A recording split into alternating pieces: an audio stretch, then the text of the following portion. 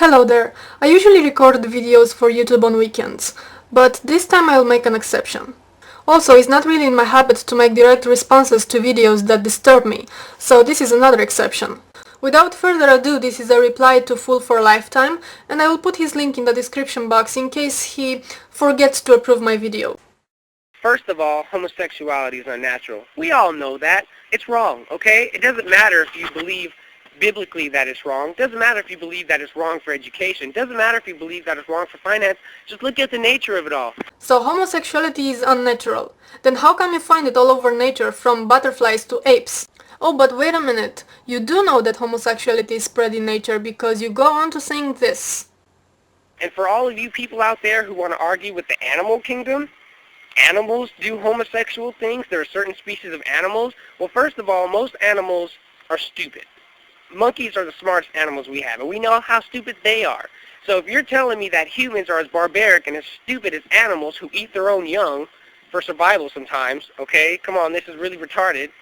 It's unnatural, okay? Basically what you're doing here is a big fat straw man. Nobody argues that animals are not stupid, because they are. And nobody said that we should do what animals do. But the point is this. Your statement that homosexuality is unnatural is false. You cannot call it unnatural as long as you can find it all over nature. It's just that simple. So let's move on. Secondly, it does make God mad. Whether you like to admit it or not, it does make God mad. Go read 1 Corinthians chapter 6, verse 14, I believe it is, around there. Homosexuals shall not inherit the kingdom of heaven. It says it clearly. Apostle Paul in Romans, I believe it is. Man shall not lie with man. What is so hard to understand about that? It makes God mad, okay? For your point to be considered valid, first you have to do 3 things. First, you must prove that there is a God. Second, you have to prove that your God is the real God. Third, you have to prove that the Bible is the Word of God. Yeah, I wish you all the luck in the world with that. Now, if you manage to do a miracle and prove all of these things, you are still left with the interpretation of the Bible. Yes, there are a few passages who condemn homosexuality, but there are also some passages that condemn touching the skin of unclean animals. Are you wearing any leather products? And what kind of leather is that? Do you play basketball? From what kind of leather is that ball made? I'm sorry to break this to you, but according to the Bible, this is an abomination. Do you know what else is an abomination in the Bible? For a woman to wear men's clothing. And since we are on this very lovely topic, I just want to make a quick note to Yokap's brainwashed wife. Caroline, honey? You know, you often dress like a dude. It's an abomination. But let's keep rolling. You know, it's genetic and it's not something you can help. No scientific proof that it's genetic. No scientific proof. Okay, the scientists have not yet agreed on the exact reasons that an individual develops homosexual, bisexual or heterosexual orientation. But they have agreed that we do not experience a sense of choice about our sexual orientation. How come you think that somebody would just choose to be gay? So it's like one day I just wake up and say, from this moment on I will be attracted to women. Because I want to be discriminated. I want to be deprived of civil rights.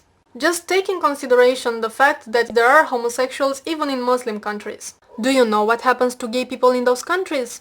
You would be just thrilled. And yet, you still think it's their choice.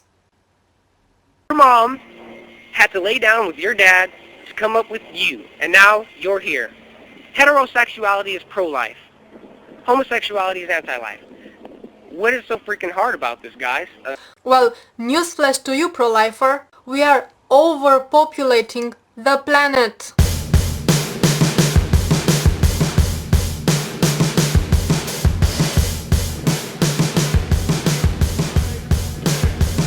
So if you look at the problem from this point of view, heterosexuality is the most dangerous sexual orientation in our times.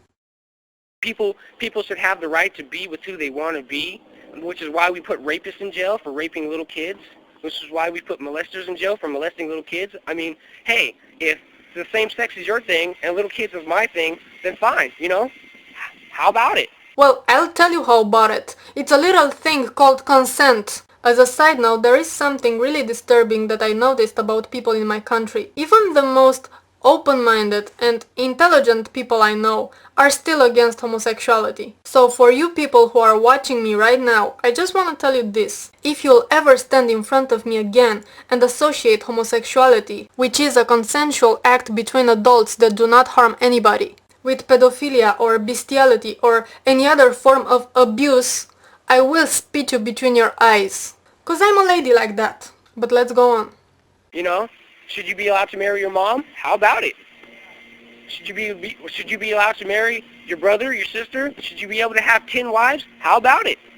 Well, let me put it this way. If you want to have 10 wives and those 10 women agree to marry you and share you, it's fine with me.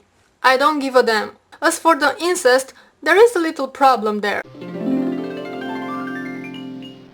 I know there's a lot of you guys with common sense and level heads on your shoulders, and I'm urging you to keep the fight going. Thanks.